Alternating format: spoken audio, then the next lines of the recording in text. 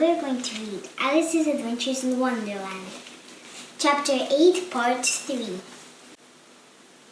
The players played all at once, without waiting for turns, quarreling all the while, and fighting for the hedgehogs. And in a very short time, the Queen was in a furious passion and went stamping about and shouting, "Off with his head!" or "Off with her head!" about once in a minute. Alice began to feel very uneasy. To be sure, she had not as yet had any dispute with the Queen, but she knew that it might happen any minute. And then, thought she, what would become of me? They're dreadfully fond of beheading people here. The great wonder is there anyone left alive? She was looking about for some way of escape and wondering wherever she could get away without being seen. She noticed a curious appearance in the air. It puzzled her very much at first, but after watching it a minute or two, she made it out to be a grin, and she said to herself, "It's the Cheshire Cat. Now I shall have somebody to talk to." "How are you getting on?" said the cat, as soon as there was mouth enough to speak with it.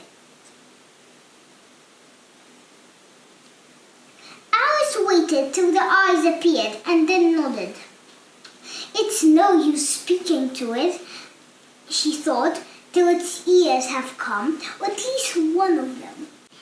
In another minute, the whole head appeared, and then Alice put down her flamingo and began an account of the game, feeling very glad she had someone to listen to her. The cat seemed to think that there was enough of it now in sight, and no more of it appeared. "I don't think they play at all fairly," Alice began in a rather complaining tone. "And they quarrel so dreadfully one can't hear oneself speak. And they don't seem to have any rules in particular. At least if there are, nobody attends to them. And you have no idea how confusing it is, all the things being alive. For instance, there's the arch I've got to go through next to walking about at the other end of the ground.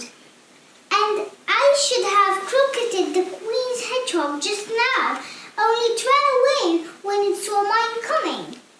"How do you like the Queen?" said the cat in a low voice.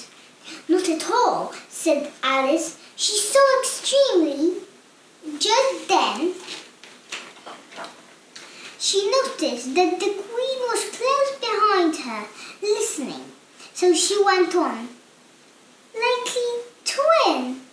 It's hardly worthwhile finishing the game." The Queen smiled and passed on. "Who are you talking to?" said the King, going up to Alice and looking at the cat's head with great curiosity. "It's a friend of mine, a Cheshire Cat," said Alice. "Allow me to introduce it." "I don't like the look of it at all," said the King. "However, it may kiss my hand if it likes." "I'd rather not," the cat remarked. "Don't be impertinent," said the King, "and don't look at me like that." He got behind Alice as he spoke. "A cat may look at a king," said Alice. "I've read that in some book, but I don't remember where." "Well, it must be removed," said the King very decidedly, and he called the Queen, who was passing at the moment. "My dear, I wish you would have this cat removed." The Queen had only one way of settling all difficulties, great or small. "Off with his head," she said, without even looking round. "Off fetch the executioner myself," said the king eagerly, and he hurried off. Alice thought she might as well go back and see how the game was going on. As she heard the queen's voice in the distance, screaming with passion, she had already had sentenced 3 of the players to be executed for having missed their turns, and she did not like the look of things at all. As the game was in such confusion that she never knew whether it was her turn or not, so she went in search of a hedgehog. The hedgehog was engaged in a fight with another hedgehog, which seemed to Alice an excellent opportunity of croqueting one of them with the other.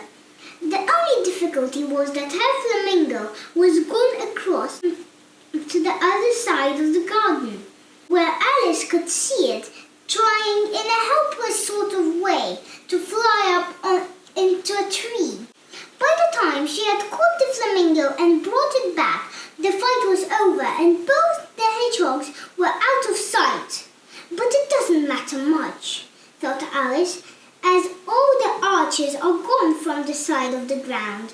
So she tucked it away under her arm and that it might not escape again, and went back for a little more conversation with her friend.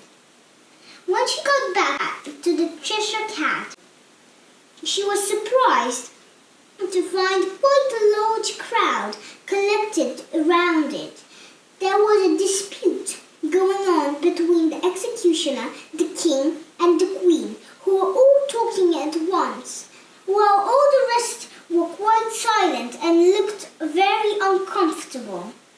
The moment Alice appeared, she was applied to by all 3 to settle the question and repeated their arguments to her, though as they spoke at once she found it very hard indeed to make out exactly what they said.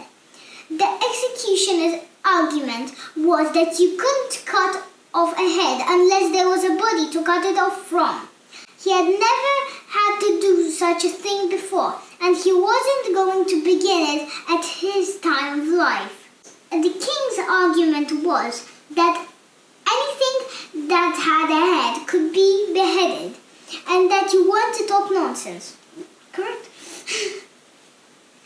The queen's argument was that if something wasn't done about it in less than no time, she would have everybody executed all round. It was the last remark that had made the whole party look so grave and anxious.